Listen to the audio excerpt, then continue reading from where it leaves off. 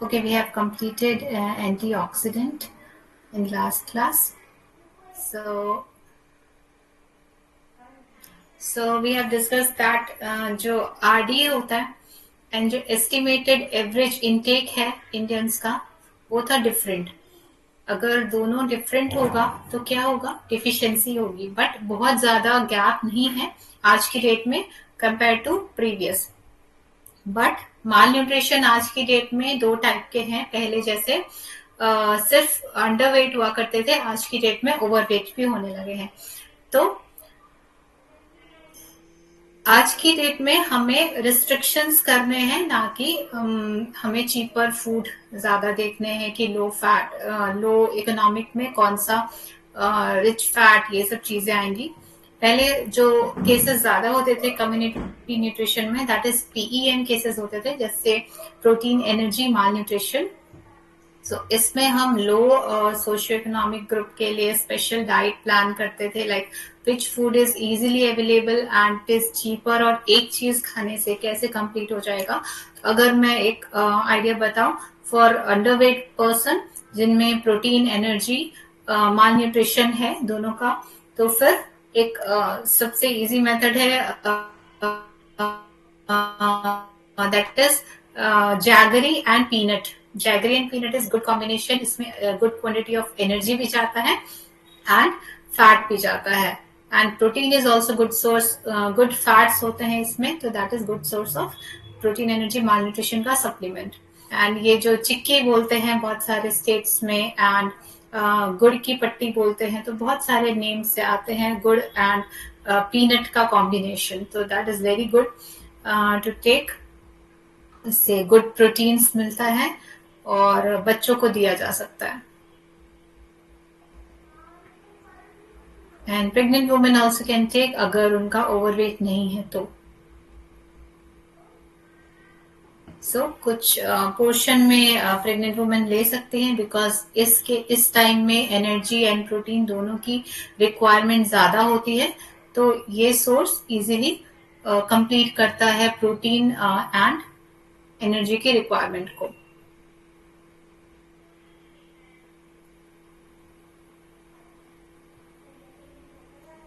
सो अगर फीमेल है और वो वेजिटेरियन है, तो उस केस में आप कैसे कंप्लीट करेंगे, due to like from vegetarian sources.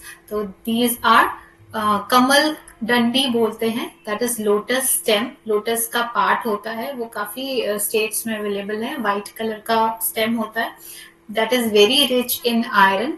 तो उसको सप्लाई करके आप लाइक दाल में, दाल के सोर्स से, या फिर किसी भी सब्जी में, या फिर सूप्स के फॉर्म में आप दे के उनका न्यूट्रिशन को कंप्लीट कर सकते हैं. बिकॉज उस टाइम न्यूट्रिशन आयरन डिफिशियंसी बहुत रहती है, और जनरली उनको टैबलेट्स लेनी पड़ती है, जिसकी वजह से कॉन्स्टिपेशन होता है और भी अदर इश्यूज होते हैं, गैस फॉर्मेशन होती है. तो इन सब से बचने के लिए जो मेथड है फ्रॉम डाइट, तो कमल डंडी is very good source. And other proteins, mainly haemoglobin बनाने के लिए हमें दो चीजें चाहिए, प्रोटीन एंड आयरन. तो प्रोटीन आयरन का कॉम्बिनेशन हमको मिलेगा मिल्क प्रोडक्ट से एंड आयरन का कॉम्बिनेशन हमको मिलेगा लीफी वेजिटेबल से फॉर वेजिटेरियंस। अगर नॉन वेजिटेरियन है तो उनके लिए दोनों कॉम्बिनेशन साथ में आता है, that is flesh like fish chicken. ये good source of haemoglobin plus protein है, तो सॉरी प्रोटीन प्लस आयरन है, तो इससे हीमोग्लोबिन इजीली फॉर्मेशन हो जाएगा। सो प्रेग्नेंट वुमेन का डाइट बहुत ध्यान रखना होता है, बिकॉज जो बेबी की ग्रोथ है, मेंटल ग्रोथ, फिजिकल ग्रोथ, ये प्रेग्नेंट वुमेन की डाइट पे बहुत ज्यादा डिपेंड करता है। तो फर्स्ट 1000 डेज जो हम बोलते हैं बच्चे के लिए, तो इसमें वो 9 मंथ भी हम कैलकुलेट करेंगे, जो जब वो फीटस के फॉर्म में था, मदर के टमी में था।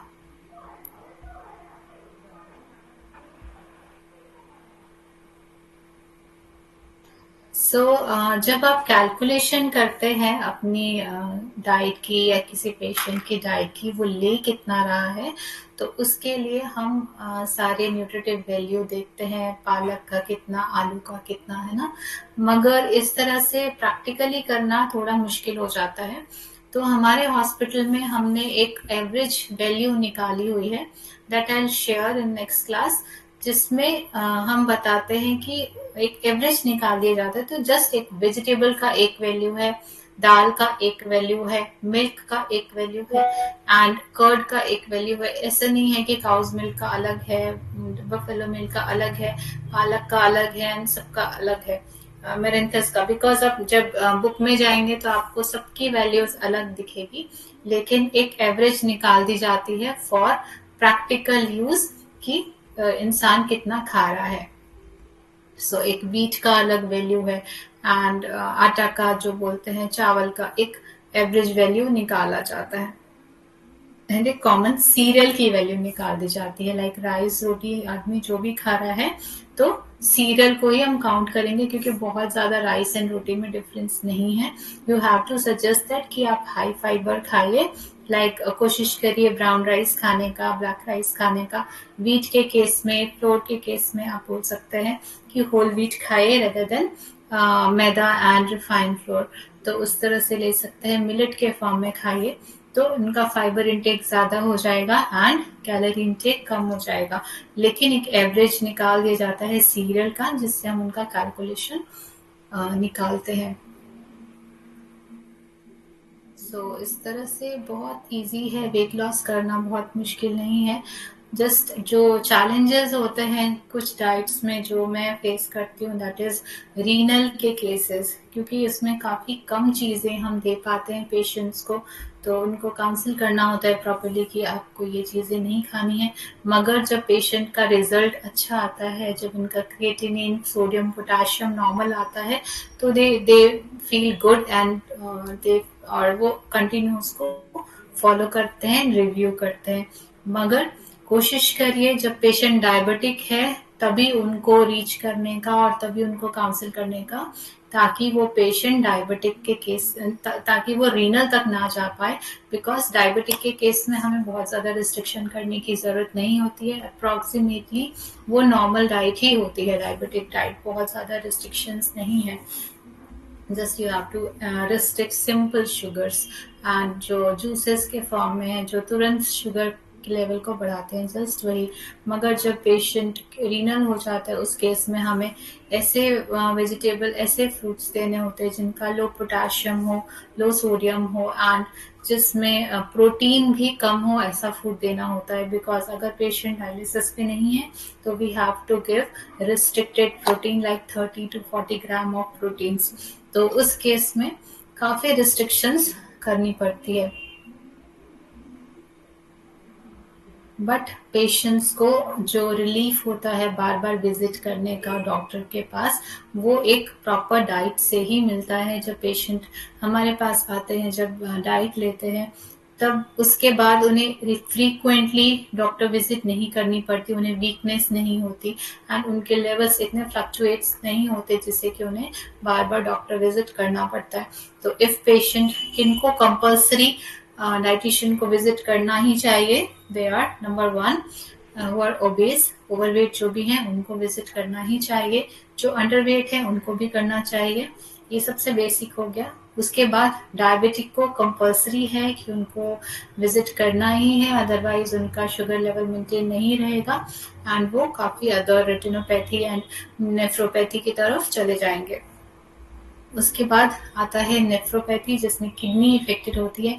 उसमें बिना डाइटिशियन के पेशेंट को एक स्टेबल स्टेज में नहीं रखा जा सकता। तो दैट इज कंडीशन जिसमें सीकेडी है या स्टेज 1, स्टेज 5। इवन पेशेंट जब डायलिसिस में होता है तभी भी पेशेंट को डाइटिशियन की स्ट्रिक्टली जरूरत होती है, बिकॉज उस टाइम में जो प्रोटीन है वो बहुत ज्यादा लॉस हो रहा होता है डायलिसिस की वजह से। तो वहां पे हमें बहुत ज्यादा प्रोटीन देना होता है, 1.5 ग्राम पर केजी ऑफ बॉडी वेट तक देना होता है। तो उस केस में भी डाइटिशियन की बहुत ज्यादा जरूरत होती है। Doctor are just they can give medicine, थोड़ा वो वर्बली बताते हैं, but they are not expert in diet. So जिसमें डाइटिशियन मास्टर्स हैं डाइट के केस में, तो उसके लिए पेशेंट को डाइटिशियन को ही विजिट करना चाहिए। So these are very common जो पेशेंट्स होते हैं जनरली। एंड इसके अलावा जो पेशेंट्स हैं जो थोड़े कम हैं, दैट इज एपिलेप्टिक पेशेंट, जिनको सीजर्स आते हैं, अटैक आते हैं। तो बच्चों के केस में अगर देखा जाए तो एपिलेप्टिक डाइट जो हम कीटो डाइट को ही मॉडिफाई करते हैं, तो उसको दिया जाता है, जिसमें कि मेनली हम फैट मेटाबॉलिज्म के थ्रू उनका जो एनर्जी सप्लाई है वो कराते हैं, जिससे कि उनको ट्रिगर्स नहीं होते ब्रेन में, एंड ब्रेन में ट्रिगर्स नहीं होने की वजह से उनको सीजर्स नहीं आते हैं। एंड सीजर्स आना, ब्रेन को जब भी सीजर आता है, ब्रेन तब डैमेज हो रहा होता है उसके सेल्स। तो हमारा रोल होता है उसमें कि उनके सीजर को स्टॉप करना, देन उनका जो मेंटल डेवलपमेंट है उसके बाद वो अपने आप होने लगता है। सो आई हैव सेवरल पेशेंट्स जो एपिलेप्टिक है। So these are very common cases जो आपके पास आते हैं। देन कुछ रेयर केसेस होते हैं, जैसे sports person and celebrities, like this is small town, तो बहुत ज्यादा ऐसे केसेस नहीं है मेरे पास। लाइक 7-8 केसेस हैं जो सेलिब्रिटीज, लाइक जो फिल्म में, छोटे छोटे फिल्म में एंड करते हैं। तो उनको क्या करना होता है, अपने फेशियल फैट को बहुत कम रखना होता है, बॉडी फैट को मिनिमाइज रखना होता है, जस्ट प्रोटीन्स बॉडी में उनको रखना होता है। तो उस केस में इवन एयर होस्टेस भी जो हैं पेशेंट्स, उनको भी ऐसा रिस्ट्रिक्शंस होती है कि आपका जो मिनिमम रेंज है बॉडी वेट का, जस्ट उतना ही, जरा सा भी फैट नहीं होना चाहिए बॉडी में, उनकी एक लिमिट होती है। तो उस केस में भी हमें फैट बहुत रिस्ट्रिक्शन करनी पड़ती है। एंड जो एयर होस्टेस जो होती है, उनके केस में चैलेंजेस क्या होते हैं कि उनकी जो मील टाइमिंग है दैट इज नॉट फिक्स्ड। उनको ऐसा नहीं है कि दोपहर में लंच करने का टाइम होगा, डिनर उस दिन करने का टाइम होगा। उनकी शिफ्ट्स होती है, वो चेंजेस होते रहते हैं। तो उसके हिसाब से हमें डाइट में मॉडिफिकेशन करनी होती है। लाइक इस केस में हम क्या कर सकते हैं, अगर पेशेंट को वन टाइम मील ही प्रॉपर करने मिल रहा है, बिकॉज एयर होस्टेस के केसेस में दे डोंट हैव टाइम कि वो अपना खाना खा पाए मोर देन 1 मील। तो उस केस में उन्हें लाइक फ्लाइट का ही खाना खाना होता है मोस्टली। तो उसमें उनके पास ज्यादा सोर्सेज नहीं होते, मगर एक खाना खाना है तो जो भी एक खाना खाना है उनको, तो वहां पे हम रिस्ट्रिक्शन कर सकते हैं। एंड खुद से उनको, हाँ, जो भी फ्लाइट का खाना खा रहे हैं तो उसके साथ हमें एड ऑन कराना होता है some fibres and good proteins and low fat, like अब बॉयल एग बोल सकते हैं या फिर सॉटे वेजिटेबल बोल सकते हैं। तो इस तरह की चीजें उनको एड ऑन करना है। सॉटे पनीर क्यूब्स बोल सकते हैं, जिससे कि उनको प्रोटीन प्रॉपर मिलेगा लेकिन फैट नहीं जाएगा। तो इस तरह से आप सेलिब्रिटीज एंड जो एयर होस्टेस वगैरह होती है जिनको लो फैट डाइट खानी होती है, तो उनको मैनेज करना होता है। Next is sports person. Sports person की डाइट डिफरेंटली, बिल्कुल डिफरेंट होती है। उनको एनर्जी कंजम्पशन बहुत ज़्यादा होता है, लेकिन हम उनको बहुत ज़्यादा फैट के फॉर्म में नहीं दे सकते, तो हम उनको कार्बोहाइड्रेट भी इंक्रीज कर सकते हैं। अगर आपसे कोई पूछता है कि इन बिटवीन मैच वो क्या खा सकते हैं, लाइक या बहुत ज़्यादा एक्सरसाइज करनी है या कोई स्पोर्ट्स है, तो banana is very good source of energy, जो थोड़े से कॉम्पैक्ट फॉर्म में ही अच्छी एनर्जी दे देता है। तो स्पोर्ट्स पर्सन को बनाना खाने का सजेशन होता है इन बिटवीन मैचेस।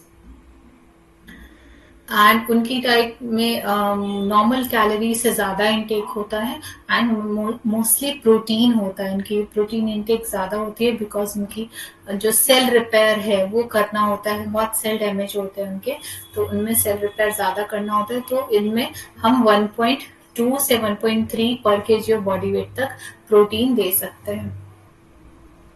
आप इसमें देखिएगा एक टॉलरेटेबल रेंज दिया गया था प्रोटीन का, तो दैट इज 2 ग्राम, तो उसके ऊपर नहीं जाना है।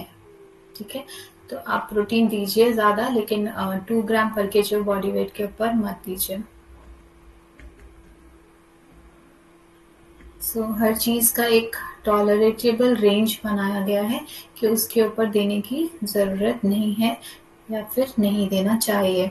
कुछ केसेस में तो ये आपका यूरिन से निकल जाता है, बट कुछ केसेस में वो टॉक्सिसिटी हो सकती है, तो उसका एक लिमिट है। लाइक फोलेट का अगर देखा जाए तो इसमें भी है 1000 माइक्रोग्राम है, तो उसके ऊपर नहीं देना होता है। That is B9, vitamin B, that is also water soluble vitamin.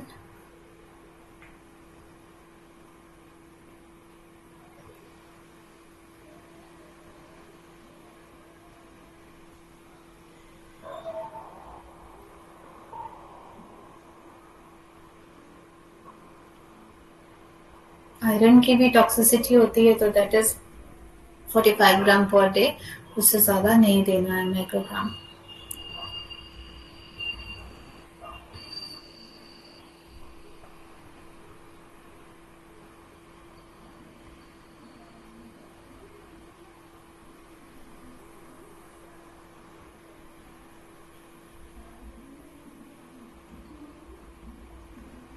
कुछ रेयर केसेस ही होते हैं जिसमें हमें 2 ग्राम तक देना पड़ता है, जैसे कि पेशेंट अगर बेड रिडन है और उनका बहुत ज़्यादा प्रोटीन लॉस हुआ है, मसल वेस्टिंग हुई है, तो उस केस में दिया जाता है। अदरवाइज 1.5 ग्राम से ज़्यादा नहीं देते हैं।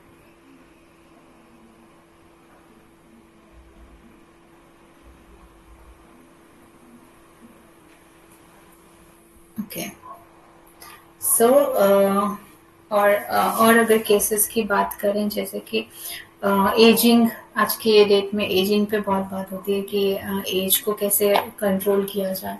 तो शुगर एक ऐसा कंपोनेंट है जो एजिंग को बहुत ज़्यादा बढ़ाता है, तो इनको रिस्ट्रिक्ट करें। एंड इसको और कंट्रोल करने के लिए patient should have once a day any one fruit, कोई भी एक फ्रूट को वंस अ डे लेना है, लाइक 100 ग्राम। जैसे कि मैंने बताया था कि आप जो 500 ग्राम देना होता है फ्रूट्स एंड वेजिटेबल को, तो 200 ग्राम आप फ्रूट्स दीजिए, एंड 300 ग्राम ऑफ वेजिटेबल देना होता है।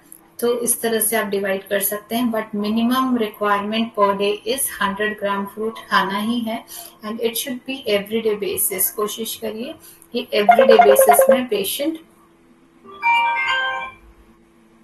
एवरीडे बेसिस पे पेशेंट ले। ओके,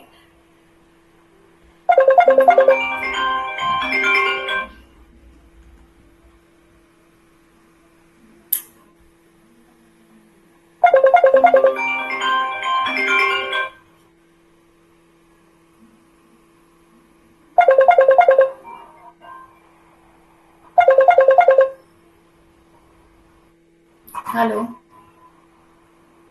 हाँ बेटा, मैं कार्ड दे रही हूँ बेटा, मैं क्लास ले रही हूँ ऑनलाइन पेशेंट्स का। आप बार बार कॉल क्यों कर रहे हो? मैं बार बार कट कर रही हूँ। हाँ, सर्विस ही नहीं है ना, ये मेरा नंबर है, आप कट करो, मैं क्लास ले रही हूँ। ओके, बाद में कॉल करूंगी 8 o'clock के बाद, ओके। जब कोई कट कर रहा होता है आपको बार बार नहीं करना होता है, right?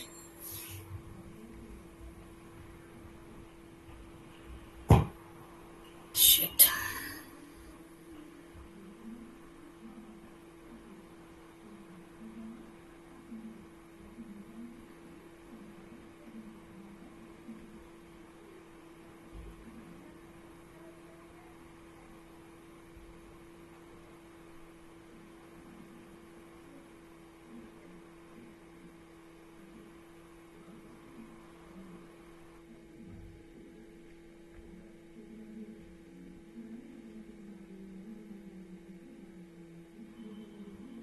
Yeah. So we were talking about ageing को आप कैसे कंट्रोल कर सकते हैं। लाइक शुगर अगर इनटेक ज़्यादा है तो भी एजिंग बहुत जल्दी दिखती है। एंड जब भी किसी का आप देखेंगे ओवरवेट होता है तो वो जरूरी है कि वो अपनी एज से ज़्यादा दिखता है। एंड और भी ऑर्गन्स डैमेज होते हैं शुगर इनटेक की वजह से। देवनाथ सर काइंडली पिन कर दीजिए मुझे, आप हैं क्या मीटिंग में? या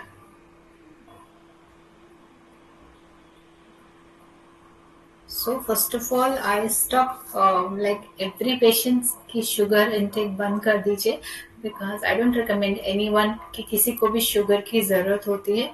हम दूसरे सोर्सेज से ग्लूकोज के फॉर्म को ले सकते हैं, राइट? तो कोशिश करिए शुगर को मिनिमाइज करने के लिए। एवरीडे बेसिस पे नहीं हो आपका, ओकेजनली ले सकते हैं कुछ फेस्टिवल एंड ऑल में। एंड जितना ही आप रिड्यूस करेंगे शुगर इनटेक उतनी हेल्थ बेनिफिट होगी आपका। किस किस में शुगर जो है हार्म करता है, किस किस में आपको स्टॉप करना होता है, that is diabetes number 1। Number 2 triglyceride, जो लिपिड प्रोफाइल होती है इसमें ट्राइग्लिसराइड होता है, that is kind of fat जो कि हार्मफुल होता है हार्ट के लिए। इसमें भी आपको शुगर को स्टॉप करना होता है, बिल्कुल। तो आप 1 महीना स्टॉप करिए ट्राइग्लिसराइड को कंट्रोल करने के लिए कंप्लीटली शुगर को। एंड जो फैट रिस्ट्रिक्शन है that is 15 ml per day, उतने तक उनको रिकमेंड करिए तो उनका लिपिड प्रोफाइल नॉर्मल हो जाता है। एंड साथ में एक अच्छी बैलेंस डाइट जिसमें कि फाइबर होना चाहिए, वेजिटेबल्स होनी चाहिए एंड अदर न्यूट्रिएंट होना चाहिए। तो these thing can help patient. उनका हार्ट हेल्थ के लिए एक और चीज जरूरी है, दैट इज प्रोटीन।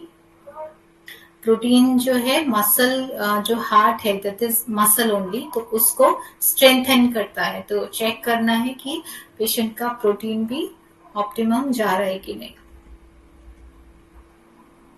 सो एक गुड हेल्दी हार्ट के लिए, जो आज के केस में आजकल बहुत ज़्यादा देखने में आ रहा है, 30-40 के एज में हार्ट अटैक्स हो रहे हैं, तो इसके लिए उनको आउटसाइड फूड पहले तो स्टॉप करना है जो कि बहुत ही प्रोसेस्ड है, like cheese and all, mayonnaise, these are very much processed, तो काफ़ी हार्म करते हैं बॉडी को।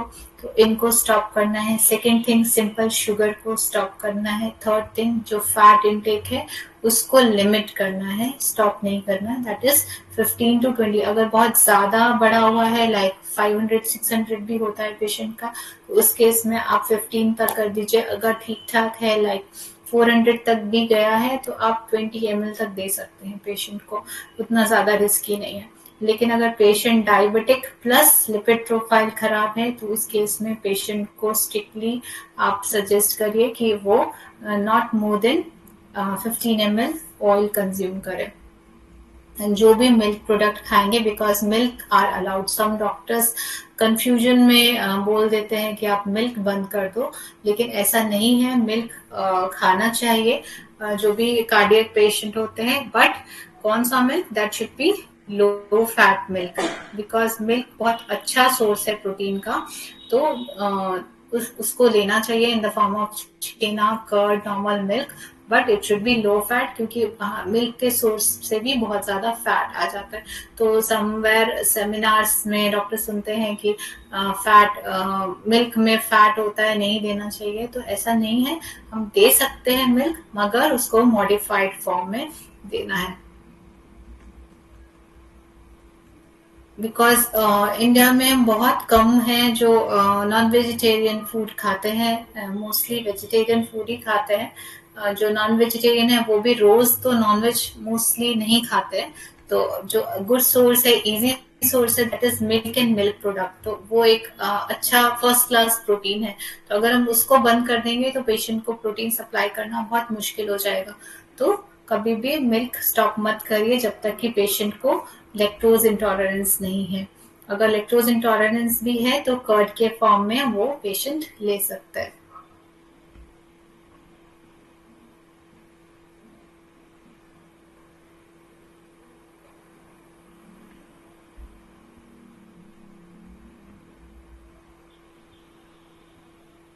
कुछ प्रोटीन्स ऐसे होते हैं जिनको कुक करना होता है तभी वो अवेलेबल होते हैं बॉडी के लिए। लाइक बायोटीन, बी सेवन एक ऐसा प्रोटीन है जो एग में होता है और भी कुछ मिल्क सॉरी पल्सेस में होता है। तो उसको अगर हम अच्छे से कुक करके लेंगे तब वो बॉडी के लिए अवेलेबल होगा। लाइक अगर दाल है तो कोशिश करिए उसको सोक करके देन कुक करने का, तो वो इजीली एब्जॉर्बेबल हो जाएगा। एंड एग के केस में प्रॉपरली बॉईल खाना है, हाफ बॉईल कभी भी नहीं खाना है। पहले जमाने में एग नॉक दिया जाता था, दैट इज रॉ एग। उसको ब्लेंडराइज करके मिल्क के साथ दिया जाता था for weight gain and all, protein के लिए। बट अब वो पूरी तरह से बैन हो गया है। लाइक अराउंड 10 years से वो साइंटिफिकली बैन कर दिया गया है, बिकॉज उससे बहुत सारे इन्फेक्शन होने के चांसेस होते हैं। तो that is not allowed.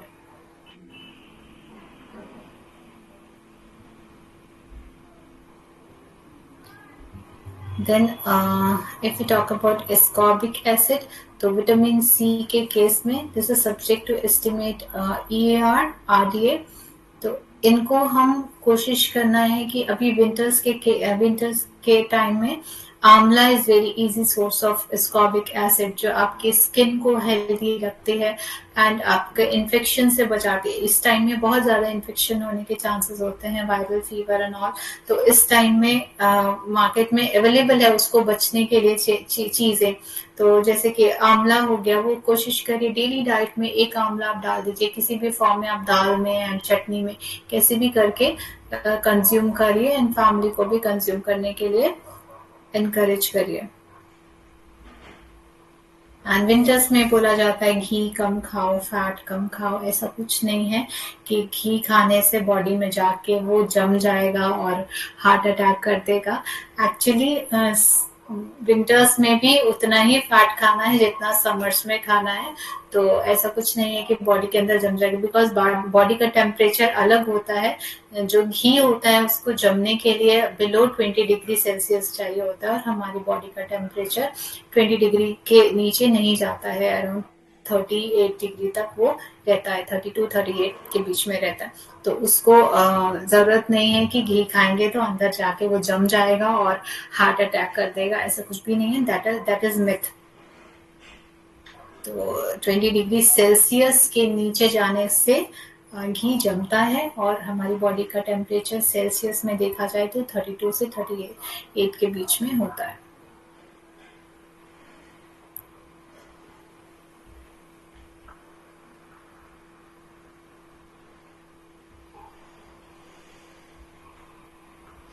Winters में ड्राइनेस की बहुत प्रॉब्लम होती है, स्किन ड्राई हो जाती है ना। तो उस केस में ध्यान रखिए कि वाटर इनटेक सफिशिएंट हो, बिकॉज वाटर की कमी से भी ड्राइनेस होती है स्किन की। तो विंटर में क्यों ड्राइनेस होती है, एक और रीजन है। एक तो मौसम बाहर से ड्राई है, इसीलिए वो मॉइस्चर हमारी बॉडी का ले रहा है। सेकेंड थिंग, हम पानी कम पी रहे हैं विंटर में क्योंकि हमें प्यास कम लग रही है।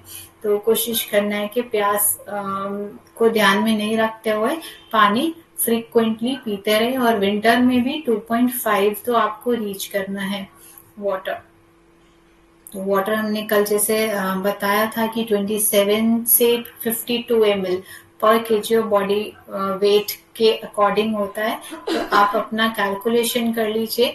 मैं जो बोलती हूँ दैट इज 33 बोलती हूँ ml नॉर्मली। तो 33 ml into your body weight, उसको मल्टीप्लाई कर लीजिए एंड अपना बॉडी का रिक्वायरमेंट निकालिए।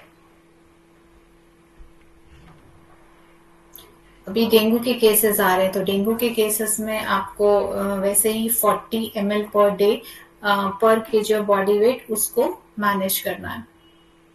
तो जिनको भी डेंगू है, सबसे पहले उनको पानी देना है फ्रीक्वेंटली, किसी भी फॉर्म में लिक्विड। मैक्सिमम एक वही है जो डेंगू के जो साइड इफेक्ट्स हैं उससे बचाएगा, लाइक सीवियरिटी होने से एंड हॉस्पिटलाइज होने से वाटर ही है जो बचा पाएगा। लोग आलस में पानी नहीं पीते हैं, सोचते पानी से क्या ही होगा, डॉक्टर को दिखाएंगे एंड वो मेडिसिन देंगे। अल्टीमेटली डॉक्टर, जो अच्छे डॉक्टर होते हैं, वो भी आपको पानी पीने की सलाह देते हैं, बस आप उसको उतनी सीरियसली नहीं लेते, जस्ट मेडिसिन को सीरियसली लेते हैं, लेकिन पानी को समटाइम सीरियसली नहीं लेते। मगर जो आपके लिए अमृत है उस टाइम में, that is water only. So last के 5 मिनट्स, अगर किसी को कुछ क्वेरी है they can ask.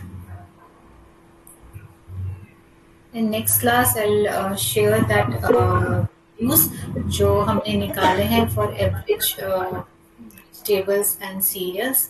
I share, उससे आप एक बार गो थ्रू होइए एंड कैलकुलेशन करना चाहे तो उससे करिए। बट आप एक इजी मेथड है जो जनरली फॉलो किया जाता है कि पेशेंट की डाइट पूछनी है। अगर वो 4 रोटी खा रहा है और वेट लॉस करना है तो उसकी रोटी कट डाउन करनी है।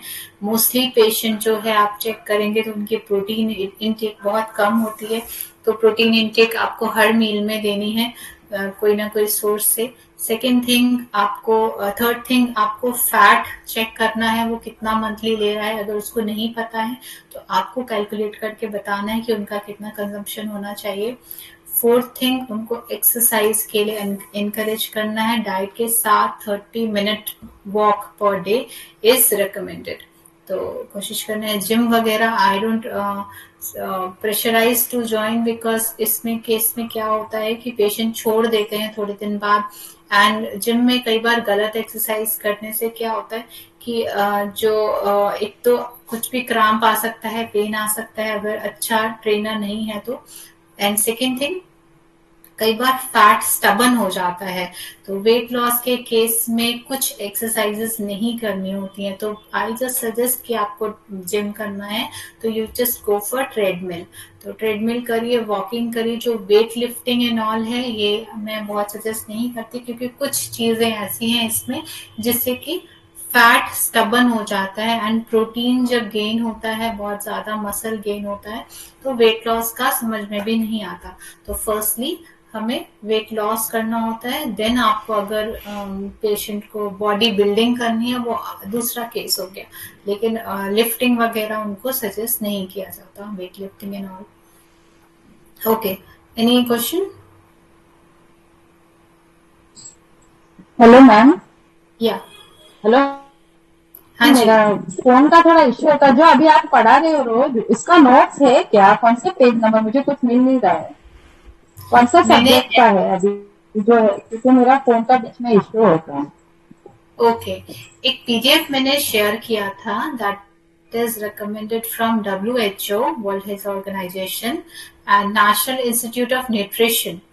तो ये ईयरली ये लोग रिव्यू करते हैं बेसिक रिक्वायरमेंट के ऊपर, कितना रिक्वायरमेंट है नॉट। ये मैंने पीडीएफ शेयर किया था, मैंने इसी के ऊपर पढ़ा रही हूँ अभी। ओके, पर्सनली ओके, शेयर किया था वो क्या? लास्ट में मैंने ओके शेयर ओके किया था। या, ओके, मैं देख रही हूँ। मेरे पास नहीं रहेगा तो आप भेज दो वापिस। ओके ग्रुप में है, आप एक बार देख लीजिए, अदरवाइज मैं रीसेंड कर दूंगी। Okay okay okay okay ma'am, thank you.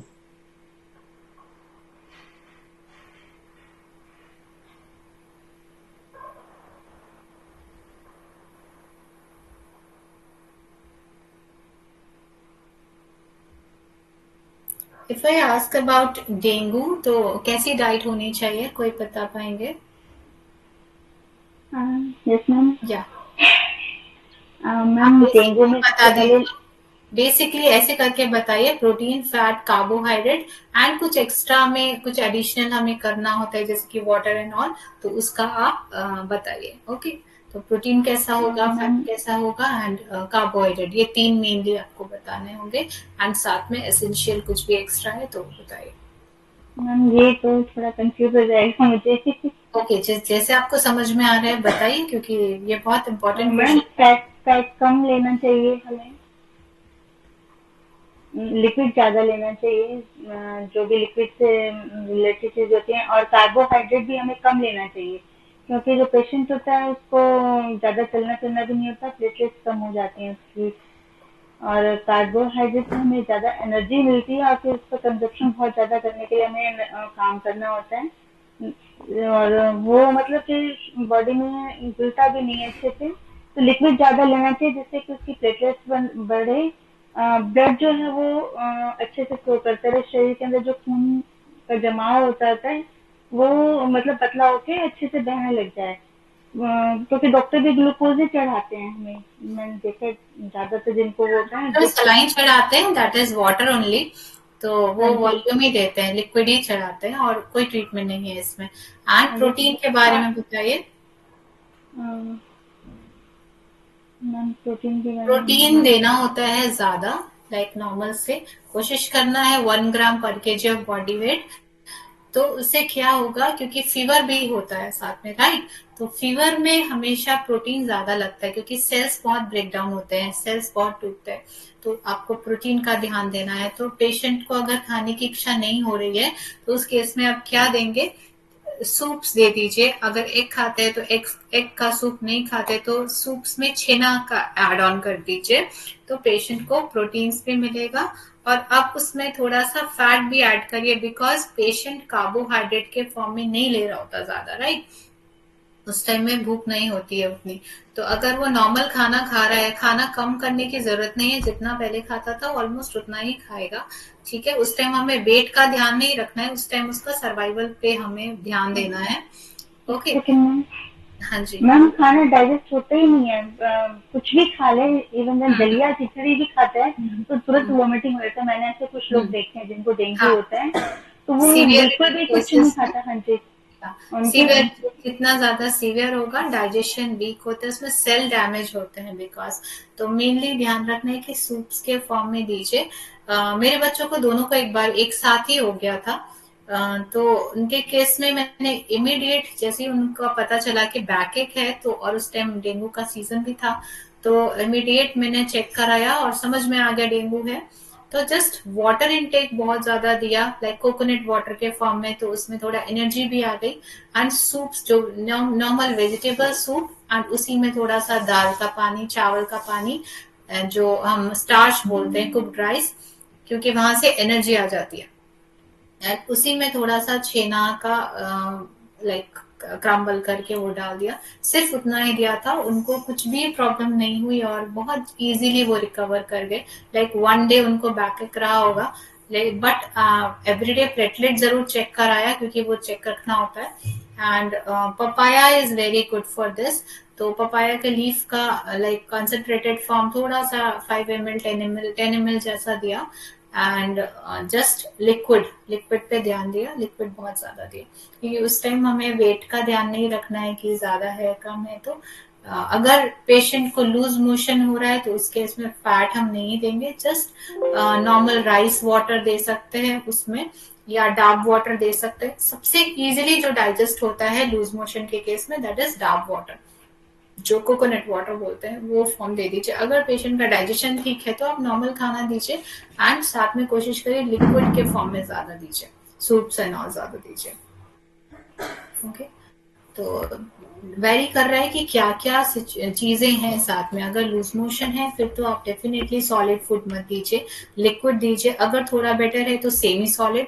अगर और डाइजेशन में कोई भी इफेक्ट नहीं हुआ है तो नॉर्मल डाइट दीजिए, मगर उसमें प्रोटीन एंड लिक्विड की क्वांटिटी ज्यादा होनी चाहिए। Very good Anita, good attempt. Thank you ma'am. मैंने देखा था मैम, हमारे नेबर में ही हुआ था डेंगू, तो उन्होंने उनको मैंने बताया था, बच्चों को भी हुआ था। तो उनको सिर्फ लिक्विड डाइट ही बोली थी मैंने, क्योंकि अगर वो कुछ जैसे बच्चे नहीं मानते, रोटी खा ली उन्होंने, चावल खा लिया तो तुरंत वोमिटिंग हो रहा था, तुरंत ही वोमिटिंग एकदम से। तो फिर उनको सिर्फ पानी, नारियल पानी, और जैसे आपने सूप बताया तो सब्जियां उबाल के उसको क्रश करके बस वही सूप देना उनको, और पानी नॉर्मल शिकंजी। राइस का भी सूप जो होता शिकंजी, है। हाँ जी, शिकंजी, और राइस सिर्फ का भी उनको। सूप बहुत हेल्दी होता है, उनको जस्ट एनर्जी इमीडिएट मिल जाती है, उसको डाइजेस्ट करने की जरूरत नहीं होती। तो जी राइस के सूप में आप थोड़ा सा लेमन ऐड कर सकते हैं, है ना, या फिर जी, शिकंजी जो आप बोल रहे हैं दैट इज ऑल्सो हाँ गुड। जी, तो हाँ किसी जी, भी फिर फॉर्म उनको सिर्फ 2 लीटर की बोतल भर के रख दी उनके पास कि पानी पीते में। रहो, चाहे प्यास लगे चाहे ना लगे, हाँ लेकिन हाँ, पानी आपको हर एक कैलकुलेशन घंटे में पीना ही पीना है, 1 गिलास वो कैलकुलेशन करके ना। रखना होता है, बॉटल हाँ रखनी जी, होती है कि बॉटल से कितनी बॉटल खत्म हुई वो आर्ली वो चेक करना है, हाँ जी, क्योंकि बच्चे पीते नहीं और कई बार एडल्ट भी नहीं पीते। हाँ, तो नहीं पिया हमेशा जाता, बॉटल बीमार यूज आदमी नहीं करनी पी सकता। है। हाँ हाँ जी, जी। हमेशा बॉटल यूज करनी है जिससे समझना है कितना अभी तक कंजम्पशन हुआ है। तो घड़ी में अलार्म लगा दिया, हर घंटे में उनको पानी है या कुछ ना कुछ देना ही देना, रात को भी सोना नहीं, हर 1 घंटे में अलार्म से उठ के उनको कुछ ना हाँ, कुछ देना। दैट इज तो या वो हॉस्पिटल जाने से तो बच गए, बट एक जिन्होंने नहीं माना, या जो बच्चा थोड़ा सा परेशान था, ज्यादा करता था, चिड़चिड़ा था, मतलब हो गया उसका स्वभाव थोड़ा, उसको फिर हॉस्पिटल में लेके गए, उनको काफी दिक्कत हुई, प्लेटलेट्स भी चढ़े, बाकी तो उनके घर पे आराम से उनका हो गया था। तो बस यही ट्रीटमेंट है, आप लिक्विड लेते रहिए, इसके अलावा कुछ करने की जरूरत नहीं है। Okay, I am going to end the class. Thank you, good night, जय श्री कृष्णा। जय श्री कृष्ण।